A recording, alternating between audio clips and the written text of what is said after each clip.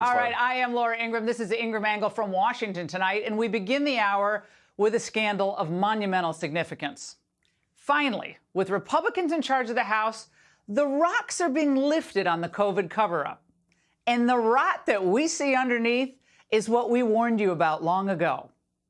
Rank corruption at the heart of our federal response.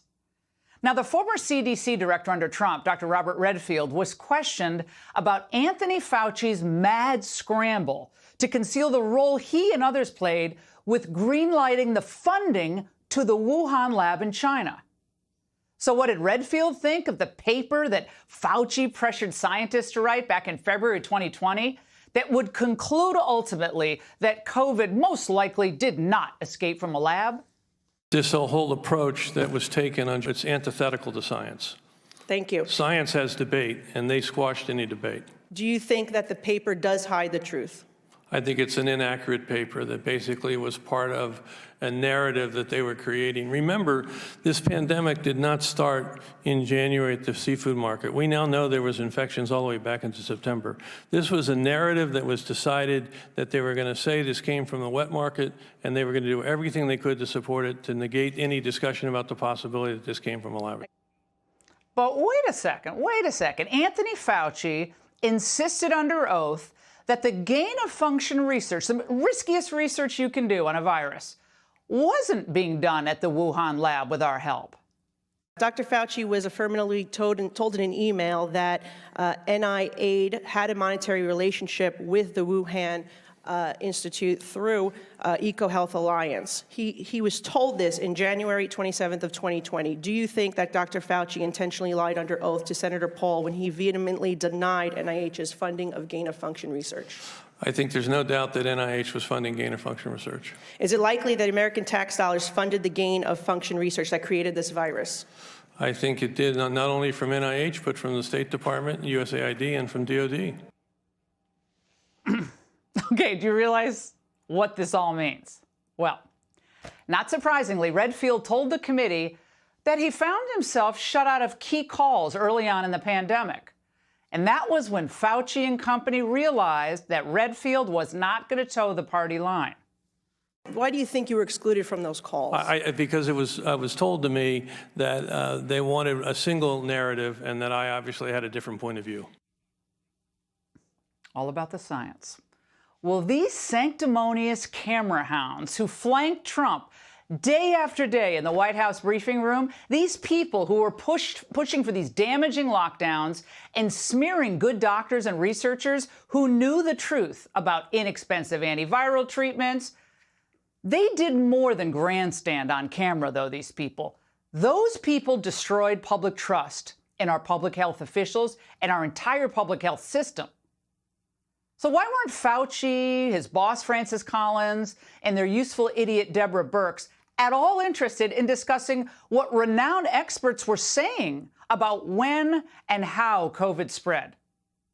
What explains their stunning lack of curiosity? In September of 2019, three things happened in that lab.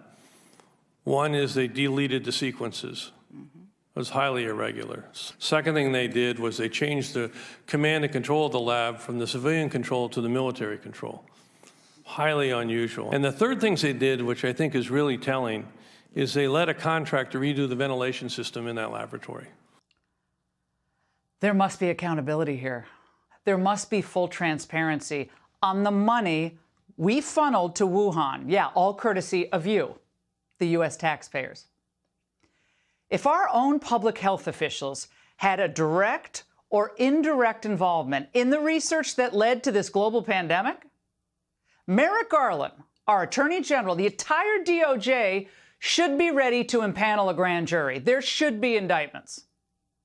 Oh, no, but remember, he thinks the biggest threat facing the American people are guys like that so-called QAnon shaman they threw in jail. He's the big threat. The big money in medical research from pharma and from the federal government, it has corrupted huge swaths of our scientific community, and it must stop.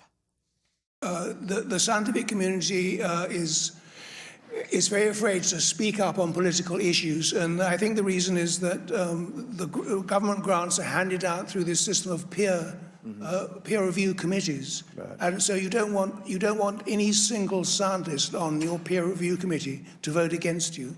This means that they cannot be relied upon in the way that I think we would like them to be independent and forthright and call it as they see it. For revealing how the sausage is made, by the way, that was the former medical editor of the New York Times, for how the whole scientific hierarchy cares more about their grants than the health of the American people. Nicholas Wade, you just saw there, was attacked by committee Democrats. Inviting someone with discredited and dangerous views like Mr. Wade's to testify on the origins of this pandemic, which has disproportionately harmed communities of color, is not responsible or credible oversight. For a race of people who have suffered, endured, and survived 3 centuries of slavery, oppression, deprivation, degradation, I'm absolutely offended that you would have the opportunity to take this platform and to add anything of significance to it.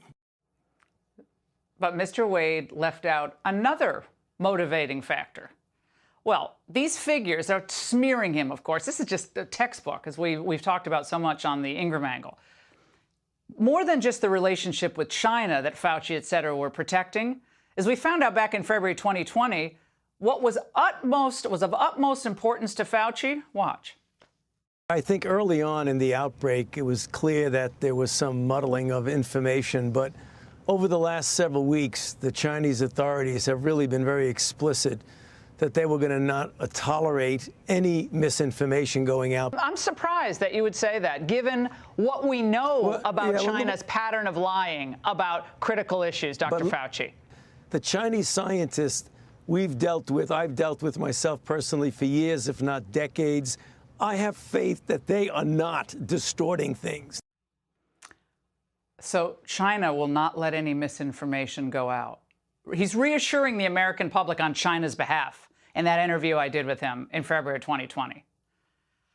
The money, the power, the fame, the media's complicity with all of this, and the dangerous and lucrative obsession that so many had in the medical community with this gain-of-function research, that was all more important to all of these people, including Fauci, than coming clean about important facts at every stage of a global pandemic. Hey, Sean Hannity here. Hey, click here to subscribe to Fox News YouTube page and catch our hottest interviews and most compelling analysis. You will not get it anywhere else.